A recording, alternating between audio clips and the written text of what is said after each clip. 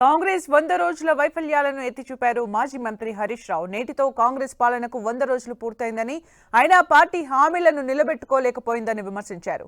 కేసీఆర్ కిట్ల కోసం కొత్త పథకాలు ప్రవేశపెడితే రేవంత్ తిట్ల పథకాలను మొదలుపెట్టారని ఎద్దేవా చేశారు. ప్రతిరోజు ముఖ్యమంత్రి గారి కార్యాలయంలో ప్రజా దర్బార్ అన్నారు, చేయించారు. పూటకో మాటతో ప్రజల్ని మభ్యపెడుతున్నారు.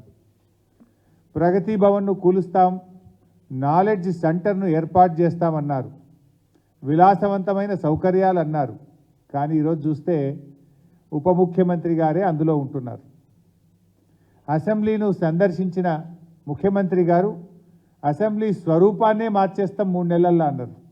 తట్టెడు మట్టి కూడా తవ్విన పరిస్థితి లేదు. కేసీఆర్ గారు కొత్తగా ఆలోచించి కిట్ల పథకాలు ప్రవేశపెడితే రేవంత్ రెడ్డి గారు తెలంగాణను తిట్లతో కలుషితం చేస్తూ ఉన్నారు.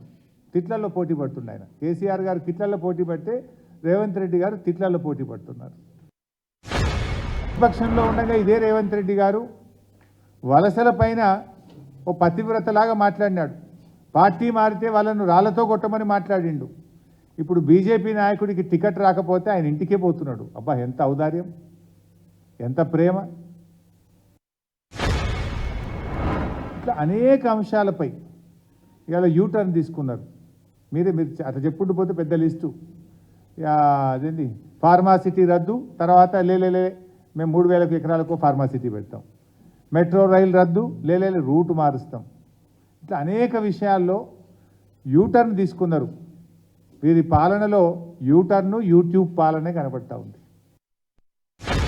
ఖచ్చితంగా అమలు చేస్తాం. తొలి సంతకం ఈ 6 గ్యారంటీల మీద ఉంటుందన్నారు. తొలి సంతకం 2 లక్షల రుణమాఫీ మీద ఉంటుందన్నారు.